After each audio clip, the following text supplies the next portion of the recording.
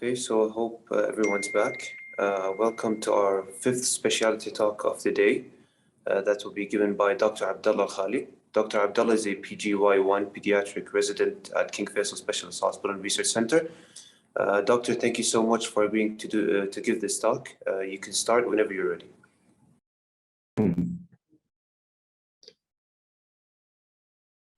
Is it working? Can you guys hear me? Loud and clear. Excellent. Assalamu alaikum, everyone. I hope you're all doing well. I'm Abdullah Alkhani, pediatric R1 resident in King Faisal Specialist Hospital. And today I'll be talking about pediatrics, which is a lovely specialty by all means. And inshallah, by the end of the talk, all the participants here, approximately 30, can have a clear idea whether they want to pursue a career in pediatrics or not. The very important aspect of pediatric to think about is that you not only deal with the patient in terms of his medical issues, but you also deal with him in the social aspect and in the emotional aspect. And through this lecture, inshallah, you're going to have a clear idea about what to expect and whether this career is suitable for you. So we'll start. Yeah, I can see the slides. First of all, we need to know who are the pediatric population. In some areas of the world, the pediatric population is any child less than 18 years of age. However, in some other countries, it's less than 14. So, and that differs because here we talk about the adolescent health, which is a subspecialty of pediatrics that we will touch upon later. But it's important to know who are you treating. Some interns, before, they thought that you only deal with a 2-year-old, 3-year-old, and they're always crying and all that. However, some subspecialties of pediatrics, you actually deal with younger adults, which can also be easier to deal with. So the first thing we're going to talk about is developing interest. The very important aspect of developing interest is that to see yourself as a pediatrician or not. Do you see yourself reassuring parents? Because you not only are dealing with the patient himself or herself, you're also dealing with the parents. When the parents come to you, they're anxious, they're worried about their child. You will need to know how to get control of the whole situation, how to reassure them if it needs reassurance, how to be clear with them if whatever you're gonna treat is actually serious and needs some attention. Myths about the specialty. The specialty is a growing specialty. Some people say that it's dying specialty, but that's not the case in Saudi Arabia. The youth population is the most common in Saudi Arabia, and the pediatric population is continuously increasing. Maybe it will plateau after a few years, but it will not die. So it's a growing specialty. Many subspecialties are now turning. There is a new subspecialty about child abuse with the recent National Safety Program opening in Saudi Arabia. There is the Adolescent Health Summit in 2023, where they will actually start promoting for adolescent health. There is also the developmental aspect of the patient, of high-risk babies. And these growing fields in pediatrics are actually getting their attention with many seats to accommodate such physicians. Traits of a pediatrician. As a pediatrician, you need to have the young heart. When you experience a pediatric patient, you will need to have your way with him or her. You will need to start with comforting the patient. You will need to start with breaking the ice with the patient, and then you will need to make sure that you get what you want from the patient. Sometimes, sorry, 1 second.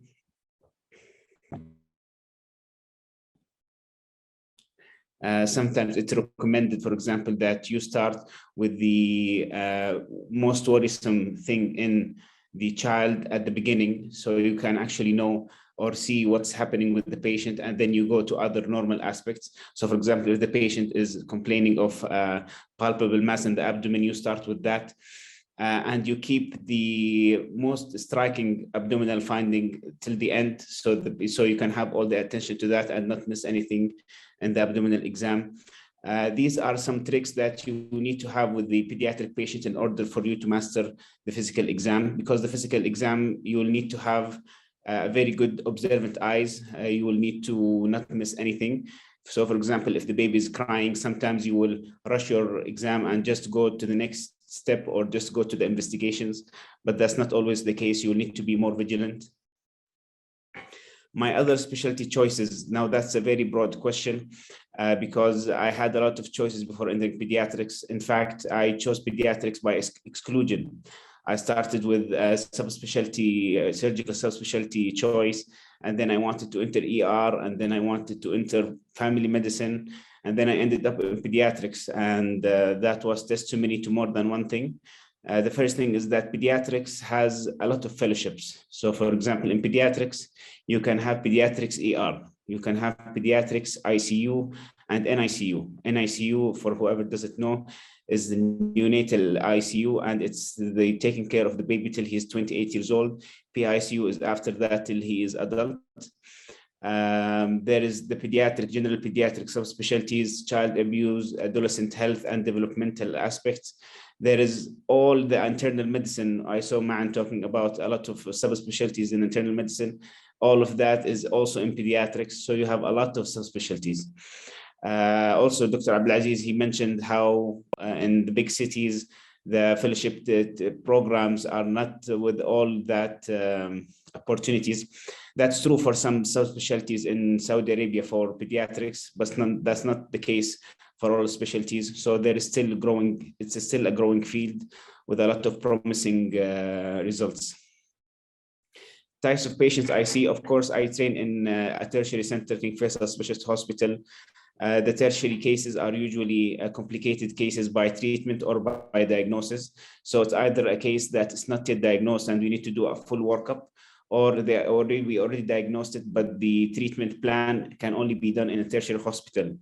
So it's not always the primary care, public health, or primary care clinic that you are just seeing a normal otitis media or just cough and you want to see whether you should give antibiotics or not. Sometimes it's much more complex.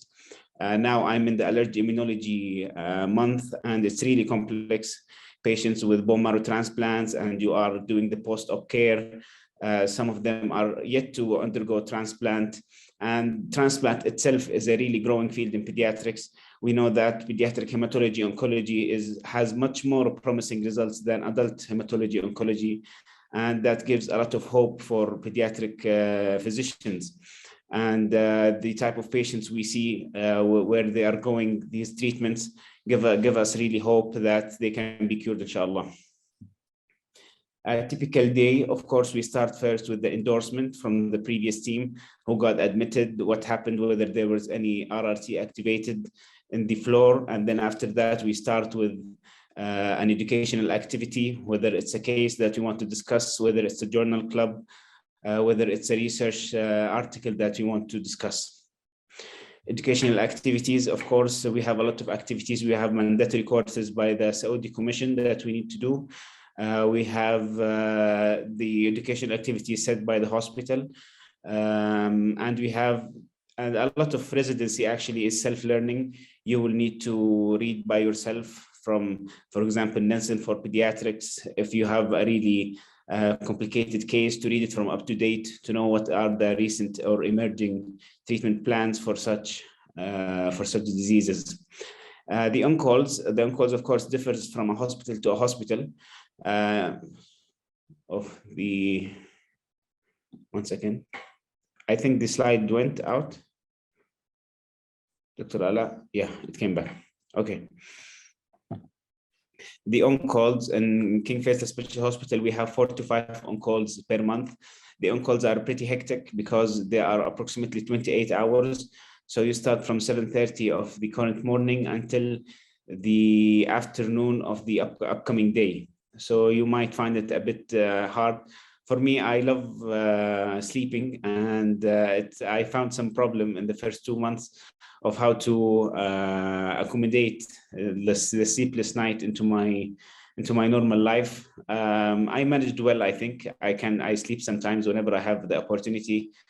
I now have the chance to sleep and then wake up again, do some work and then sleep again. So you will get used to it. But for the first time, it's pretty hectic. Can you please go to the next slide? Other specialties that work closely with pediatrics. Of course, as I told you, there are a lot of subspecialties. So for example, the GI specialty work a lot with the nutritionist or dietitian.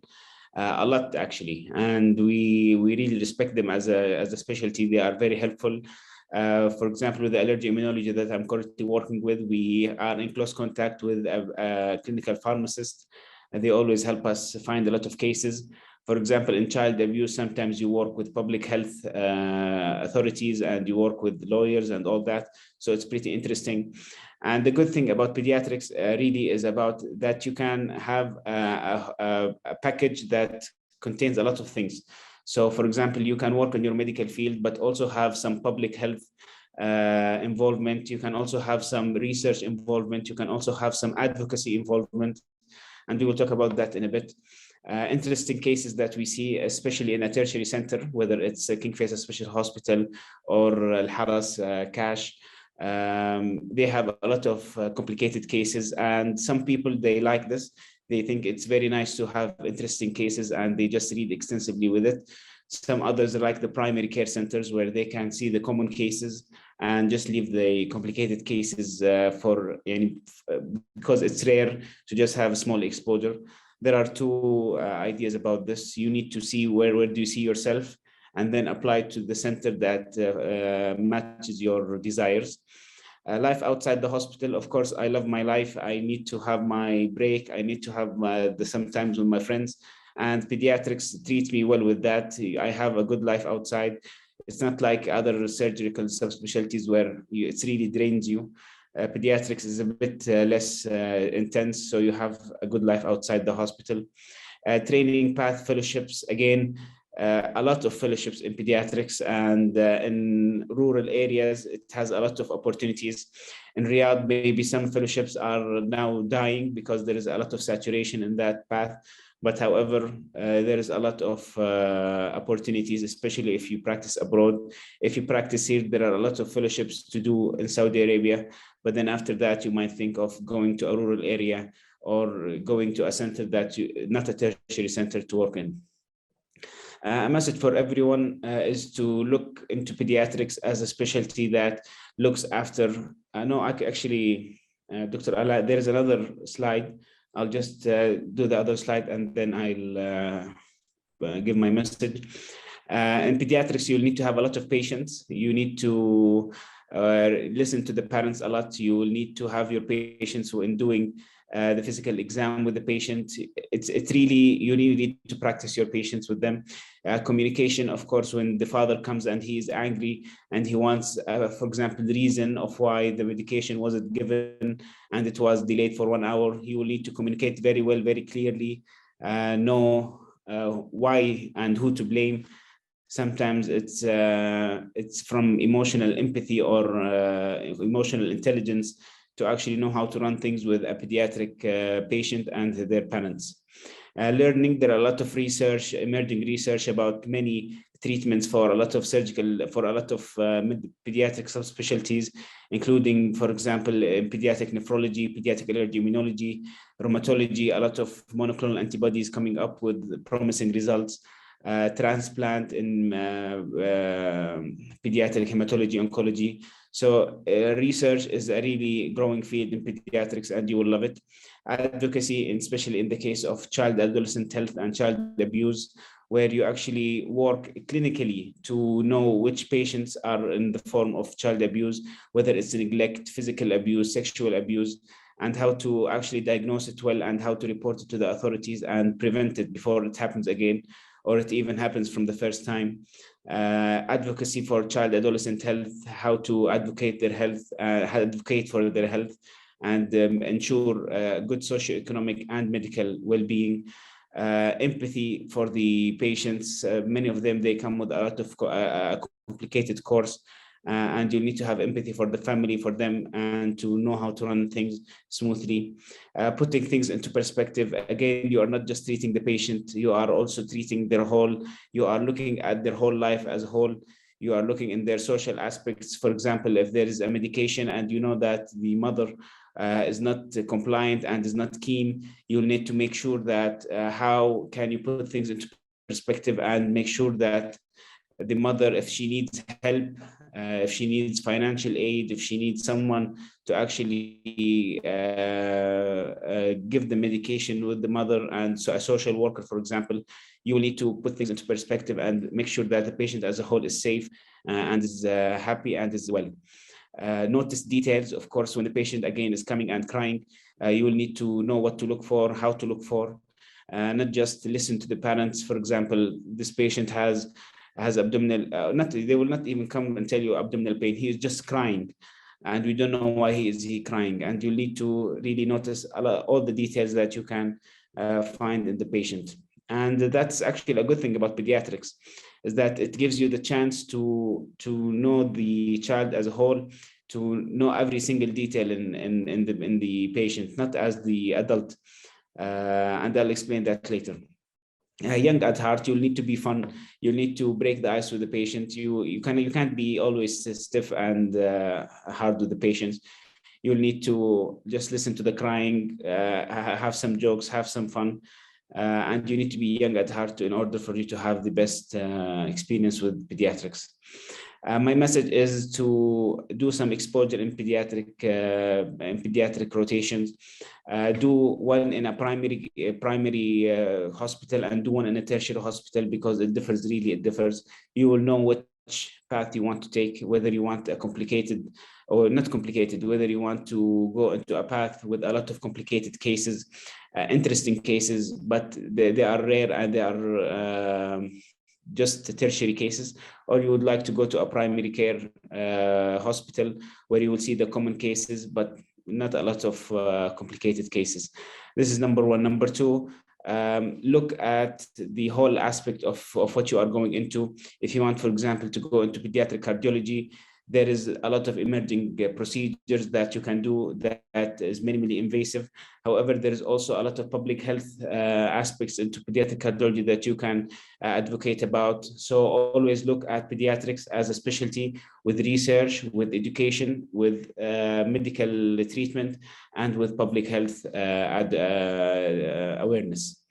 I'll leave the floor for questions and answers. I answered the questions that were given to me. I hope I answered them well. And I'll listen to your questions now. Thank you.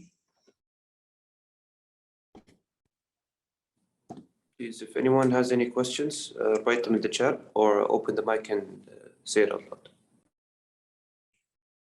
Of course, I forgot to talk about this before. In pediatrics, in the first year, you will have 6 months of general pediatric training. You will have 2 months of NICU. You will have 2 months of clinics. You will have 1 anesthesia rotation. It's pretty nice, the first year experience. The second year experience will be, you will enter the war zone of the PICU, which is very hectic. And then it's 2 years of being a junior, and then 2 years of being a senior.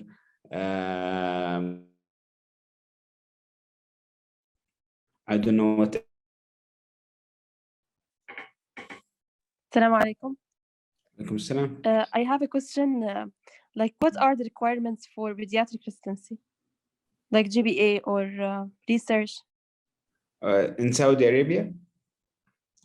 Yes.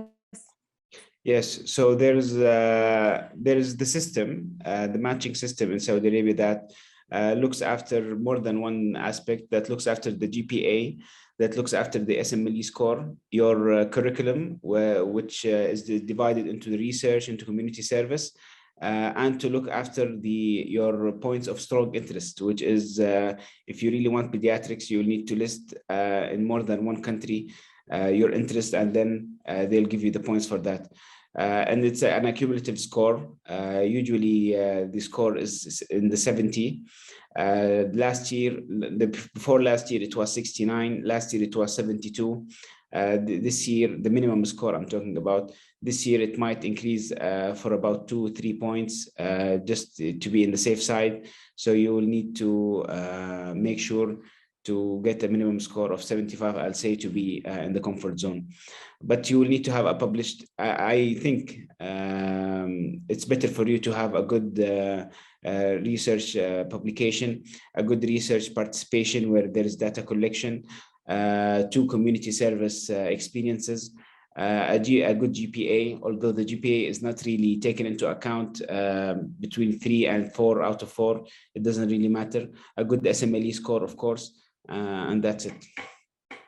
You'll be fine, inshallah. Of course, I'll need to say that in order for you to go to a good center, do the rotation in that center. So if you're interested, for example, in KFSH, do a pediatric rotation in KFSH. Some interns, they do not do, and they say, I'll just tell them that I couldn't, without actually trying or giving proof that they tried, and they did not match into good places. Some of them were not even matched in any position. So make sure that if you're interested, for example, in KFMC, do a month in KFMC, see what they look at.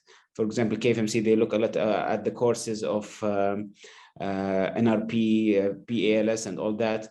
KFSH, do a month in KFSH, make a good connections, do some clinic exposure. Of course, in the inpatient exposure, it might not be the best, but in the outpatient exposure, it's fantastic. So make sure that you do some clinics, get some recommendation letters. I have this idea that you need to know who you are going to and what do they like in order for you to actually get the most out of it. There are also some questions. السلام عليكم دكتور، أنا ما جربت البيديا في الامتياز، جدا حبيته وصار خياري الأول بعد الجراحة. سؤالي كيف أقدر أحسن نسب قبولي في المقاولات الشخصية، خصوصا إنه الإلكتيف حقتي كان كله GS. This is what I'm talking about. If your internship was not directed towards pediatrics or in the center that you actually want, you'll need to have a good reason. Here, the reason is that you liked it in the internship year, which you didn't have the chance, for example, to do the rotations in. So you will need to show them that you are currently trying. So, for example, get into any research nowadays in pediatrics. Just tell them that you are trying. Many of the program directors, they just want to know that you are trying and that you will not quit after you have already tried. So make sure that you show them that you are trying, and make sure that you show them strong interest in the center itself. You know about the center, you know how to tackle their questions and their interests.